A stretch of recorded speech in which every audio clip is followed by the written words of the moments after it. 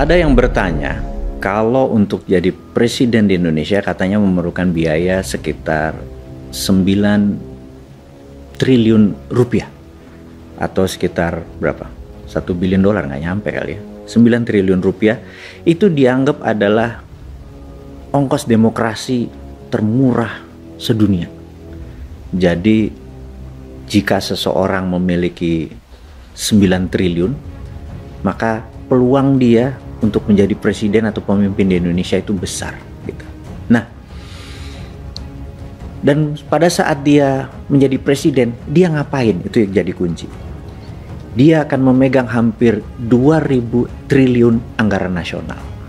Anggaran nasional 2.000 triliun. Dan kita tahu PDB kita adalah 16.000 triliun, alias yang 14.000 triliun adalah pihak swasta. Yang menarik, kita sekarang gunakan terminologi dolar. Jadi 2.000 triliun itu sekitar 130 atau sampai 150 billion dolar. Itu nilai APBN Indonesia. Berita buruknya, di dunia ada lebih 500 perusahaan yang nilainya, yang omsetnya lebih besar dari 150 billion dolar. Kita ambil contoh, Apple. Itu sudah 1.000 billion, alias sudah 7 kali dari besarnya APBN Indonesia. Dan untuk menjadi pemimpin Apple tidak harus masuk gorong-gorong. Itu sederhananya ya, mengapunten ya. Ini hanya kiasan loh, contoh. Tidak harus mempermalukan dirinya untuk tidak jadi dirinya gitu ya. Dan untuk itu sulit seorang bosman ini mencalonkan diri menjadi presiden, karena para kandidat-kandidat yang lain itu humble orangnya, rendah hati. Bosman itu nggak bisa rendah hati. Contoh rendah hati ini, kalau kandidat yang lain ya ketemu 10 warga Indonesia yang tidak pakai sepatu, maka kemungkinan besar atau mungkin malah secara natural mereka akan mencopot sepatu tersebut supaya menjadi satu rata, menjadi sejajar dengan warganya. Nggak mungkin kan bosman jadi memperlakukan seperti itu. Bosman apa yang dilakukan? Kalau ada 10 warga nggak pakai sepatu, dia nggak bakal copot sepatunya. Yang pasti adalah gue beliin itu semua orang sepatu biar sama pakai sepatu. Itu aja bedanya. Jadi kita tuh nggak humble, paham ya? Nah, karena itu kan sulit kan bosman jadi presiden. Lalu siapa yang punya duit 9 triliun, 10 triliun itu? Ya oligarki. Jadi nggak heran di demokrasi yang belum dewasa, rakyatnya bisa dibeli, maka oligarki itu bisa membayar kandidat-kandidat untuk lolos menjadi pemimpin Indonesia, untuk mengelola yang 2.000 triliun tersebut, dan untuk membuat kebijakan yang 14.000 triliun tersebut supaya beredar di kalangan oligarki doang. Kira-kira ya, ini jahat ya gua ngomongnya ya. Tapi ini hanya untuk wake up call, untuk alarm doang, untuk lu pada bangun semua gitu ya, berpikir ada benernya juga kali ini bosman ngomong kayak gitu. Lalu siapa yang punya 9 billion itu yang tidak oligarki? Ya hanya bosman juga, tapi itu nanti ya rahasianya ya. Gue kayaknya harus manggil dulu bawa kendi muter-muter itu dulu supaya langit kasihan sama gue gitu ya. Jadi intinya adalah ada cara kedua nih. Cara kedua untuk menjadikan non-oligar menjadi pemimpin Indonesia. Itu rumusnya. Bagaimana caranya? Gimana kalau kita ke sejarah lagi? Biasa nih bosman apa-apa ke sejarah, ke belakang, agar ada landasan berpikir, ada referensinya. Karena akademisi tanya, apa alasan lo? Apa referensinya gitu. Kita kasih bos, tenang bos. Jadi Anda sekolah jauh-jauh, kita fulfill atau kita penuhi ego ilmu tadi. Bahwa apa landasan Anda berpikir bahwa bisa menjadikan pemimpin negara ini tanpa bergantung pada oligarki gitu ya.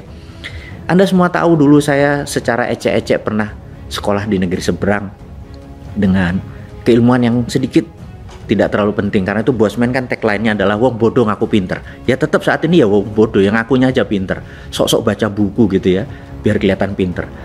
Intinya adalah kita ingetin bahwa latar belakang aplikasi psikologi yang pernah saya peroleh dulu itu mudah-mudahan bisa membenarkan pada saat teori menjadikan seseorang jadi presiden atau pemimpin Indonesia tanpa bergantung pada oligar atau dananya oligar. Nah, dulu tuh sewaktu mengambil pelajaran applied psychology itu, saya punya sahabat JB panggilannya, atau John Buchanan, ya nggak penting lah nama tersebut. JB ini kalau adalah orang yang membuat saya seperti ini sekarang mungkin besar sekali. Jadi kalau kami ada pelajaran psikologi, misalnya waktu itu kita diajarin tentang underdog effect gitu ya, underdog. Wah, guru kita selama 2 jam di kampus mengajarin tentang underdog effect. Profesor namanya Profesor Stadler, well respect profesor di California gitu ya. Dia mengajarkan terus, wah JB ini selalu exciting gitu ya. Begitu keluar selalu dia bilang, lu ngapain nih gitu ya? Nggak ngapa-ngapain. Lu tolong gue. Jadi saya tuh selalu jadi victimnya dia. Karena dia asisten dosen. Jadi kalau dia seneng nilainya tinggi, dosen tinggal oke-oke aja karena muridnya banyak gitu ya. Nah, JB ini selalu bilang, what do you do? Nothing. Lu bantu sama gue, lu jadi cari responden gitu ya. What do I do? Gue ngapain gitu ya. Terus dia bilang, bawa flip chart 2. Terus di flip chart 1 dia tulis kecil gitu ya, gambar terus tulis E gitu ya. Terus di flip chart besar ditulis B gitu ya. Terus kamu cari responden, ngerespon mana bela mana. Saya nggak ngerti, what do I do? Ini tentang underdog effect katanya gitu. Terus ya gue ngapain gitu. Nanti lu bilang, ini negara A sama negara B ini akan berperang, kira-kira lu berpihak pada mana gitu ya. Jadi udah ada asal ada orang lewat, saya bilang, excuse me, permisi, saya lagi ada dapat tugas dari kampus untuk mensurvey. These 2 country are going to war gitu ya. Country A yang kecil sama country B yang besar going to war. Menurut kamu kira-kira negara mana yang bakal perang? Terus dia tulis di kertas, masukin sampai kira-kira 100 responden gitu ya. Nah, begitu selesai dibuka nih sama JB. Sahabat semua tahu nggak bahwa lebih dari 65% memilih country yang kecil tadi menjadi pemenang. Itulah underdog effect. Jadi sahabat semua, kalau nanti tahun 2022 akhir November katanya di Qatar ada pertandingan World Cup. Kalau Anda taruhan yang underdog ya, karena Anda dapat spread 2 nih. Lihat aja bahwa 60% pasangan Anda yang di bawah bakal menang. Ini bukan gua ngajarin judi, tapi untuk menceritakan bahwa underdog effect itu memang ada gitu ya. Jadi karena itu nomor 1, kalau kita posisinya underdog, chance kita menang 60%. Mulai paham ya? Nanti kita akan sampai sana nih psychologicalnya. Nah, sama kita kembali sekarang ke Amerika di tahun 1890 sekian. Itu oligar Amerika, ada namanya Vanderbilt yang memiliki jaringan kereta api, ada Rockefeller yang memiliki kontrol atas minyak bumi dan Jean Paul Getty, kemudian ada JP Morgan sebagai funder yang sangat besar, ada raja besi yang namanya Carnegie gitu ya, Andrew Carnegie. Orang kayanya luar biasa banyaknya dan benar-benar kaya. Bahkan kekayaan para oligar itu dibandingin kekayaannya Bank Sentral Amerika masih kaya oligar gitu ya. Untuk bukti kita teman-teman muda ini kan, Anda semua adalah gadget dan bangsa yang digital sekali, zilenial dan milenial, yang antara 40 tahun ke bawah ini Anda adalah generasi digital. Anda cek di Wikipedia. Di tahun 1899 Filipina waktu itu minta merdeka dari Spanyol, dan syaratnya Spanyol gampang, minta bayar 20 billion US dollar. Valuasi kira-kira waktu itu ya, tentunya dalam mata uang bukan dolar. Dan Filipina tidak punya uang seperti itu, maka Filipina meminta Amerika, karena itu dalam pandangan lain Filipina adalah negara yang dimerdekakan Amerika dan Filipina adalah bangsa yang dikontrol oleh Amerika, karena kemerdekaan dibeli. Beda kayak Indonesia, kemerdekaannya pakai bambu runcing tumpah darah. Indonesia memang fight memperoleh kemerdekaan tersebut gitu ya. Sekali lagi, kita bukan merendahkan Filipina, tapi sejarah bangsa itu membuat berbeda, kita harus respect satu sama lain. Nah, pemerintah Amerika waktu itu tidak punya 20 billion dolar. Pemerintah Amerika minta ke Andrew Carnegie. Apa yang terjadi? Andrew Carnegie membayar kemerdekaan Filipina, yang sampai dia mati dia nggak pernah menginjak Filipina. Nah, karena Andrew Carnegie disebut bapak filantropi dunia, bahkan foto Andrew Carnegie ada di Bill Gates, karena itu Bill Gates mengklaim dirinya adalah the biggest philanthropy atau penyumbang, tapi dia nggak akan pernah bisa, he never could be like Andrew Carnegie, karena Andrew Carnegie better, dia memerdekakan sebuah negara. Nah, jadi kita lihat oligarnya itu lebih kaya daripada bank sentral gitu. Nah, karena oligar itu kaya, presiden-presiden Amerika siapapun itu pasti oligar yang membiayai gitu ya.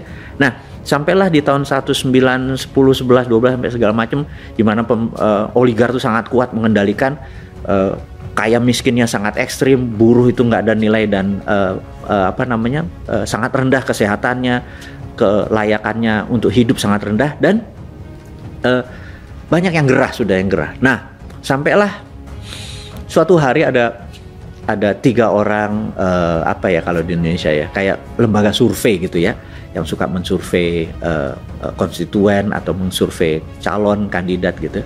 Nah, 3 orang ini sedang duduk-duduk di kafe, kemudian dia menengok ke samping, itu ada satu orang senator, ya cukup biasa aja, nggak dibilang loser tapi juga nggak dibilang spesial. Senator ini bernama Warren Harding gitu ya. Nah, dia tinggi, besar, ganteng, dan dia lagi shoe shining, lagi nyemir sepatu, kan dulu duduk itu ada yang nyemir. Terus mereka bertiga ngeliat, wih, ini orang keren juga, boleh juga nih kita jadiin presiden gitu ya. Itu kata 3 orang itu. Terus mereka bertiga datang ke Harding, dia bilang, lu mau jadi presiden Amerika? Harding bilang, oke, tapi lu ikutin gue ya. Dia ikutin tuh bener-bener, dia ngomongnya di draft, tindakannya. Dan kebetulan Warren Harding ini tinggi gitu ya, 6 feet something gitu, 180 hampir 190. Secara psikologi, sekali lagi ini ilmu psikologi, kalau orang tinggi itu maka orang kita yang di bawah ngelihatnya itu posisinya submission, atau bahwa di atas tuh posisinya otoritatif gitu ya. Jadi karena dia tinggi, ngelihat orang tuh otoritatif, jadi kelihatannya keren gitu ya. Jadi mengerti kenapa orang tinggi terkadang mempunyai nilai lebih gitu ya. Nah, Warren Harding ini tidak pinter-pinter banget, tapi di semua perkataannya, tindakannya di drill oleh 3 orang ini. Dan dananya dari mana?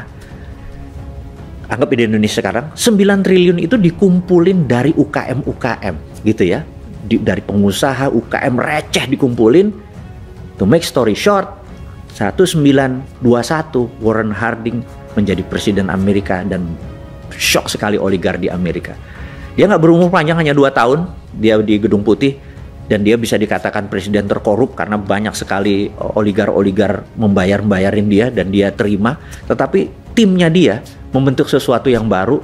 Dan oke, kita skip ceritanya, tapi Anda boleh lihat detailnya tadi, bahwa sejak saat itu puncaknya nanti adalah di tahun 1930 krisis karena terjadi serangan terhadap peraturan dari negara, menekan oligarki, menekan para konglomerat, membuat UKM naik.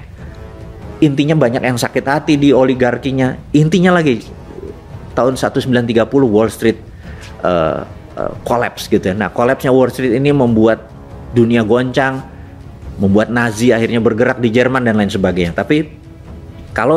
Tetapi saat ini Amerika tuh menjadi negara yang paling adil, di mana jumlah orang kayanya, UKM-nya, dan negaranya benar-benar 1:1 menjadi seimbang. Kalau dulu ini 80% gitu ya, yang ini 10%, negara cuma 10%. Sekarang menjadi berimbang. Dan Warren Harding itu game changing, bisa dikatakan game changing. Jadi sahabat semua, bukan berarti untuk menjadi presiden itu harus oligar sebagai fundernya. Tetapi bisa juga kita memilih someone menjadi Warren Harding yang akan membela para UKM, para pengusaha receh, para buruh, para nelayan, para petani, untuk bergandengan tangan menjadi sesuatu yang baru di Indonesia. Ini game changing. Abis itu akan seimbang, oligarnya, rakyat umumnya, UKM-nya, dan negaranya menjadi seimbang. Dengan kekuatan 3 hal inilah yang membuat Indonesia ke depan menjadi the strongest country in the southern hemisphere sekali lagi di wilayah selatan Khatulistiwa. Dan 2045 itu hanya pada saat ulang tahun Indonesia ke-100 itu baru hanya 23 tahun lagi dari sekarang. Dan tidak mungkin kalau ini semua terjadi di 2024, Indonesia akan menjadi negara yang powerful dengan tidak menghilangkan oligar, tapi menyeimbangkan kekuatan pasar dan kekuatan pengaruh. Saya rasa pelajaran kali ini adalah sampai di sini dulu. Terima kasih buat Anda semua. Salam sehat selalu.